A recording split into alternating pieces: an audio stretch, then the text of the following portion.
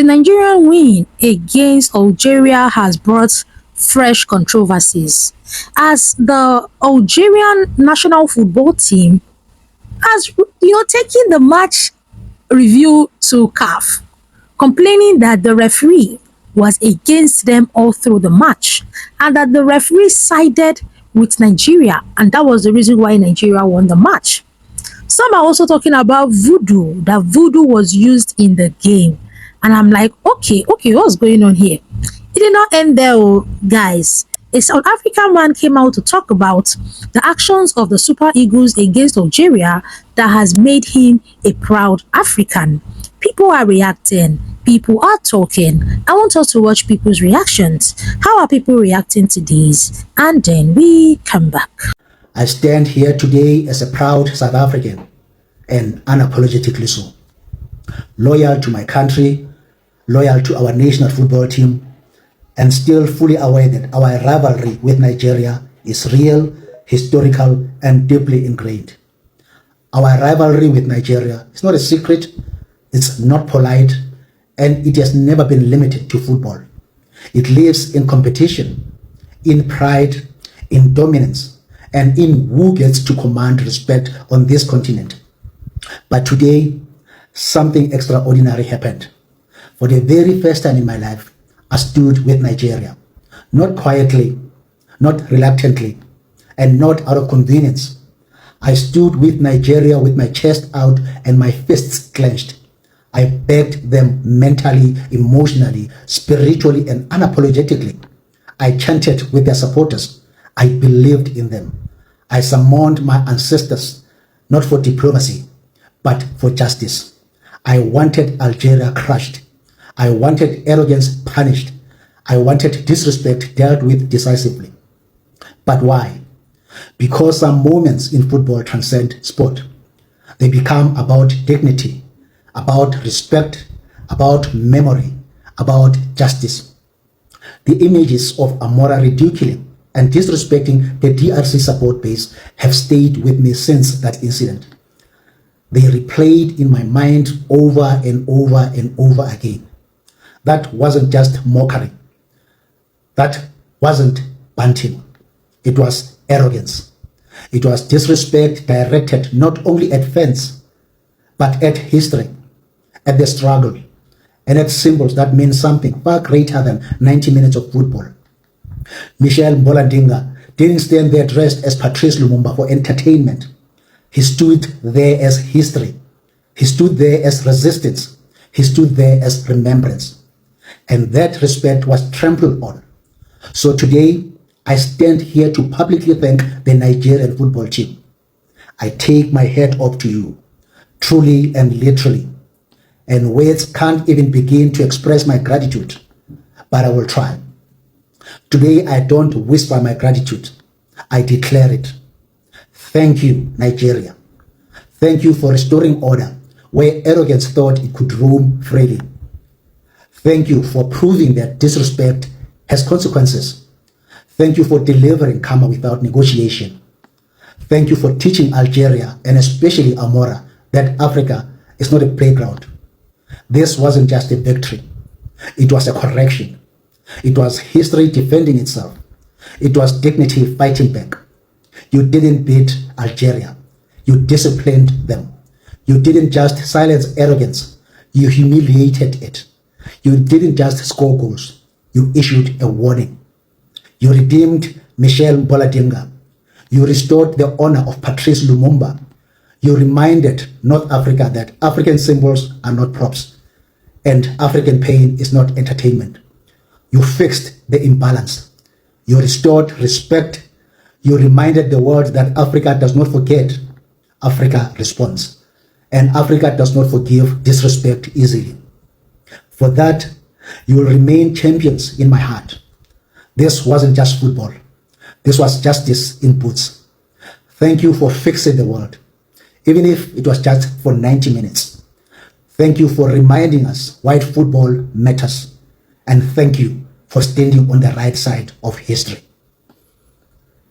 Yes, so Algeria's FA have filed a official complaint with the officiating against Nigeria. We were in the business of winning things. 4 wins out of 4 for Petkovic and the boys in this AFCON, beating good teams like Burkina Faso, Congo along the way. But now we're in the business of whining about things, not winning things, whining about things, because we've submitted a complaint. Now, I'm going to reiterate the point I keep saying. I thought the referee was poor, should have given us a penalty, and he was dishing out yellow cards. However, he was not the reason why we lost. Nigeria outplayed us from start to finish in all areas of the pitch. We should have been 3-0 down at half-time. That is a fact, and we are bad losers. The FAF are saying they cannot overlook the refereeing decisions in the last match, which raised questions and left widespread dissatisfaction. They undermine the credibility of African refereeing and do not serve the image of African football on the international stage. Accordingly, the Algerian FA have contacted CAF and FIFA by filing an official complaint accompanied by a request to open an investigation in order to clarify what happened. I don't know. I mean, CAF have also said, they've just released a statement as well, saying that they're going to investigate what happened from their side with our players and officials, but it's a messy end once again. I hear say Morocco don't go send petition to CAF. Say they want me to cancel the match. Say they don't want to face Nigeria, then they fear. Morocco, you go play that ball, oh. Morocco, una go play that ball, oh. Oh man, Nigeria, they give joy, no worry. And first of all, I want to say thank you to the manager, Eric Chell. When you came, I'm one of the people that doubted you. I don't go lie. I will not come here now and come and pretend. I am one of the people that doubted your credentials. But bro, Eric Chell, you have surprised everybody and you have displayed true character as a manager. We are playing one of the best brands of football, in the African scene. Like, the amount of dominance we display on the pitch is second to none. And we're not going to dominate you for 10 minutes, 20 minutes, no. 90 minutes dominance. Before this match, I was skeptical about this Algeria match. But the same thing we did to Tunisia is the same thing we did to Algeria. We did not allow them to breathe from the get-go. From the moment they blew the whistle, pim, we did not allow them to breathe.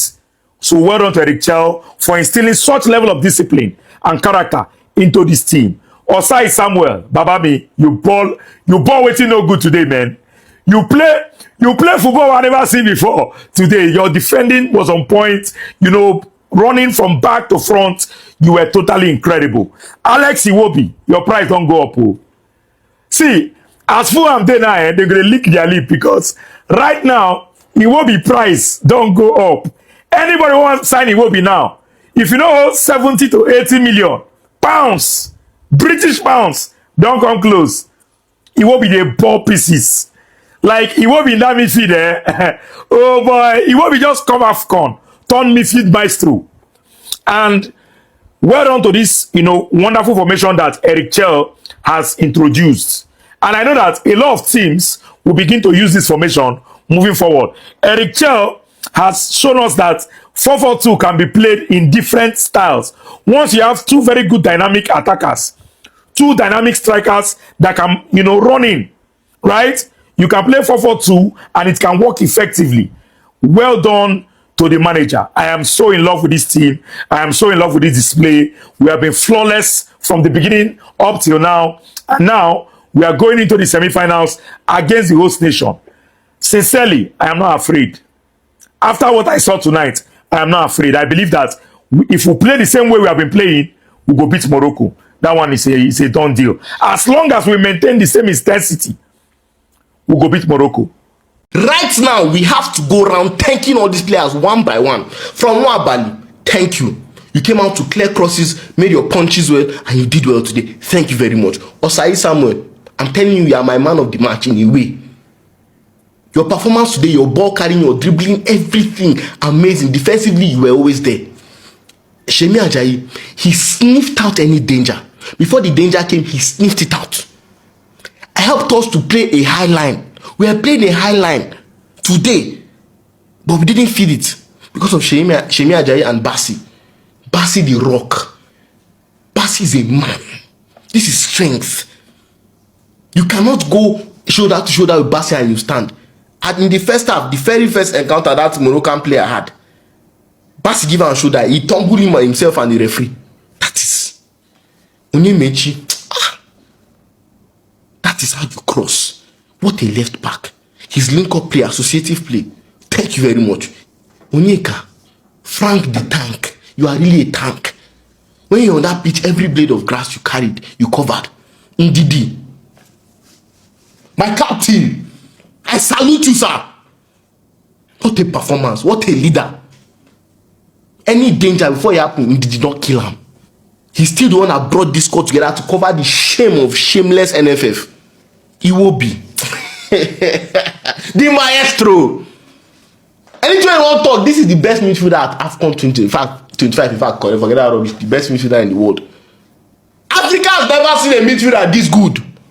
Where all those people that are always saying, I thought you're JJ's cousin, you're fake JJ, this and that. Come outside and talk now. There's nobody that receives hate more than this Iwobi. I hope you have seen it today. Ademola Lookman, what a performance too. You didn't have your best of game, but you were still very good. Akko Adams, you should have had a hat-trick today. Some easy chances you had, you missed. It pained me, but I'm very happy you scored. See, I love you. I think, in a way, someone of my favorite players at this AFCON 2025. His link-up play, the way he combines with players, he can dribble. He's very tall. He's big. He can pass. There was one pass he gave to Osimhen with his left foot in the first half. A disguised pass. I was like, how brilliant is Akko Adams? And I'm very, very happy he learned from his mistake in the first half. And the second attempt, he took the ball around the keeper and finished it very well. This guy right now has one of the main reasons why I've gone to the other level. And the main man today, Victor Osimhen. A goal and assist. When we were 2 goals up and there was this cross Osimhen tried, he blocked it the first time. And this guy slid the second time and still tried to get the cross. I'm like, how?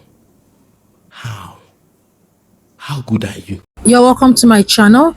I'm Delicious Army. Here I talk Ghana, Nigeria, South Africa, Kenya, and all the good stuff relating to them. Kindly like the video and subscribe to the channel. So guys, you will not believe that the Algerian team took the referee to CAF. After they could not get a single goal on target for the whole 90 minutes, these people had the mind to take that referee to CAF.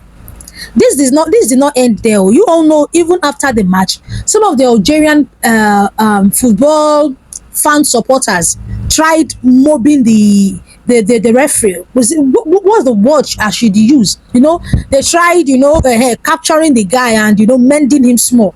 But because there were presence of huge security, they were not able to do that. Now they have reported the referee to CAF, that the referee sided with Nigeria and that was the reason why Nigeria won the match. And I'm like, what stage of grief is this? These people are just behaving like NFF. They are behaving like NFF that lost against DR Congo and took DR Congo to a FIFA court. Because even if FIFA decides to recheck the whole match, you guys had 0 shots on target, 0 goals.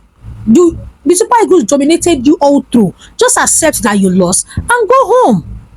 Now, people are saying that the Super Eagles should be very, very wary with their match against Morocco, because the referee they are going to use will try his best to support the North African team because of how this referee is being treated now. And I'm like, waiting they happen. And we also hear some talk of people saying that voodoo was also used in the match, and the Nigerian team used voodoo. And I'm like, let God just help Super Eagles win their next match against Morocco. If not, the way this North African team are going to drag us in, it is not going to be funny at all, because I don't understand. I do not understand. The Super Eagles has really out. In fact, they outdid themselves in the match against Algeria, and we are not expecting this kind of reaction from the Algerian team. We were expecting a higher spirit of sportsmanship from them, but this is what we are seeing. But it is really sad. People are reacting to the match review. Lots of people are talking. People have different opinions. Some are just hailing the Super Eagles, while some are saying Bata is back, you guys will not win this and that. But left to me, is there a high chance of Nigeria defeating Morocco? Yes, there's a very high chance. There is no team that is indefeatable. The only elephant in the room is, are you willing to put in the work? Like I always say here, you can see the kind of work our guys put in against Algeria, and did it pay off? Yes, it did. It did pay off. So if we also put in that amount of work, determination, and spirit of sportsmanship against Morocco, of course we are going to win, and we are going to head to the finals. Yes, trust me, I want an African team to win this year's AFCON. Be it Senegal, be it Nigeria. I just want that trophy to come home to uh, uh, uh, uh, uh, um, an African team, particularly not these Northern African teams, because the way they are behaving throughout this AFCON is not nice. They first of all started with flashing laser lights on the players' faces. They don't accept defeat, taking referee to calf. No, no, no, no. They need to be humbled again. So I'm rooting for Nigeria or Senegal. But lovelies, feel free to drop your own opinions in the comment section. I'm Delicious Army. Here I talk Ghana, Nigeria, South Africa, Kenya, and all the good stuff relating to them. Kindly like the video and subscribe to the channel.